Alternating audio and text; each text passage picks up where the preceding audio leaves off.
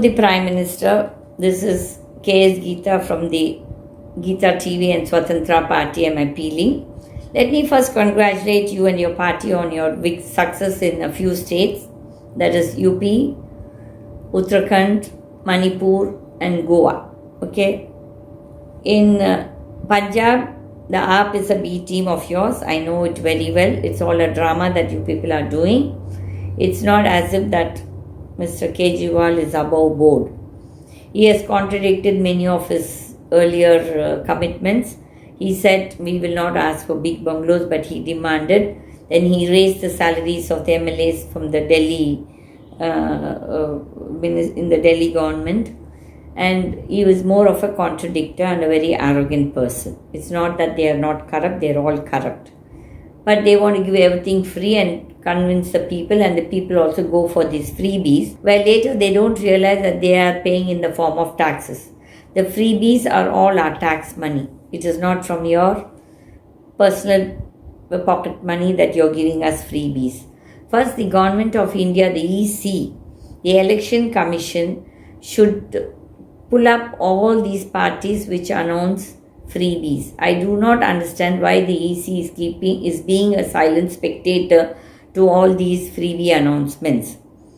I know there was so much of money spent by you all. I had the opportunity to meet one of the Sri Lankan MPs, the dignitaries, where their country needs $6 billion to pay up their loans. Okay? 6 billion is peanuts for this government of India. Each of you politicians will be having that 6 billion. If you really wanted to have a good international relationship or a hold over the Indian Ocean, then the best thing that you could have taken decision is to support Sri Lanka. But somewhere you failed. I don't know why the RAW is failing in this, or the other advisory officials of the PM's Kotori, why they are ignoring Sri Lanka. I don't know. Because it will be best strategy for India to take Sri Lanka into its fold and to support, because Sri Lanka, whatever it is culturally and even language wise, there is an affinity between us and them. But I don't know why the Prime Minister of this country is ignoring. Secondly, the Prime Minister is so bothered about the 5 states elections, but the economy of the country is in a mess. Your finance minister is just not bothered about the MSMEs. I read one article this morning where so many MSMEs have closed down. This country really doesn't have any proper statistics. That's the saddest state of this country. Mr. Prime Minister, I don't understand what are your priorities. Your advisors, the IAS cadre, I don't know what their agenda is. Everybody is looting this country. They are all well settled financially, but the common man, the upper middle class, lower middle class are suffering. The really poor don't bother because they get freebies. Okay, the real contributor to the revenue of this country, to the exchequer of this country, is the middle class. They are the ones who pay their taxes. They don't cheat. But the big corporates are all looters and crooks, but you give them the entire support. It is the MSMEs again who create jobs. But today many people are jobless. Nobody wants to work. Even if there is a job, nobody wants to work because they are getting too many freebies. Mr. Prime Minister, let us forget all our big fat egos and let us think about the country at large and its people. There are many innocent people. 80% of the population is suffering, or even 90% of the population is suffering. It is only 10% of the population, especially the big corporates and the bureaucrats, the people who are in government jobs. They get big fat salaries, and so they are not bothered. And they also get the second money in Tamil, which we call Kimbalam, the corruption money. They get that as a second salary. So for them, there is nothing to worry. But the one who is suffering is the honest citizen of this country. There are a lot of people who ask me this question, why I should be honest, Geeta? Has honesty paid me? Has my honesty supported me in my troubled times? No. Being honest today is a very bad trait.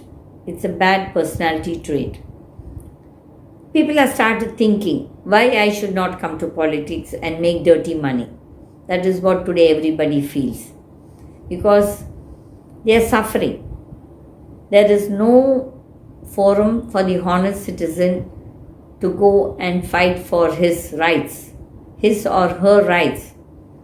Your banks are all corrupt. Your entire government revenue workers are all corrupt. Everywhere there is corruption. In all the tenders there is corruption. You name it, the customs is corruption. Export of and import is again a problem because the officials there are all corrupt. So, where does this honest citizen go? Does this country ever think about the honest citizen? No.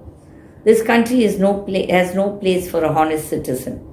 This country has only feels or cares for the big corporate crooks, the bureaucrats who are corrupt. Many of them are corrupt, and then the honest citizen suffers. He bleeds.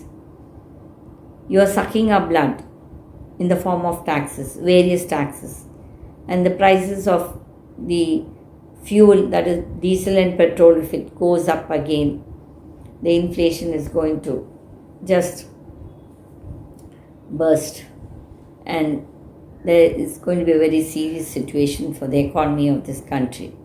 Have good advisors, not people like the finance minister you have now. She is not the person to handle finances. I doubt she knows anything about it. I'm sorry I have to use these words. You might ask me this question, how much you know. At least I have the experience of running a few industries and I know what it is to run an industry, to run a farm, to run so many things. I've got my own practical experience. This country is not a place for a honest citizen. This country only cares for the dishonest people. I hope, Mr. Prime Minister, you're listening. Please don't close your eyes towards us. The change makers. One day this country will see an upheaval of all the honest people.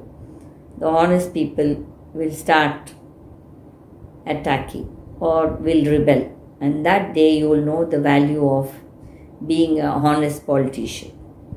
Thank you, Mr. Prime Minister.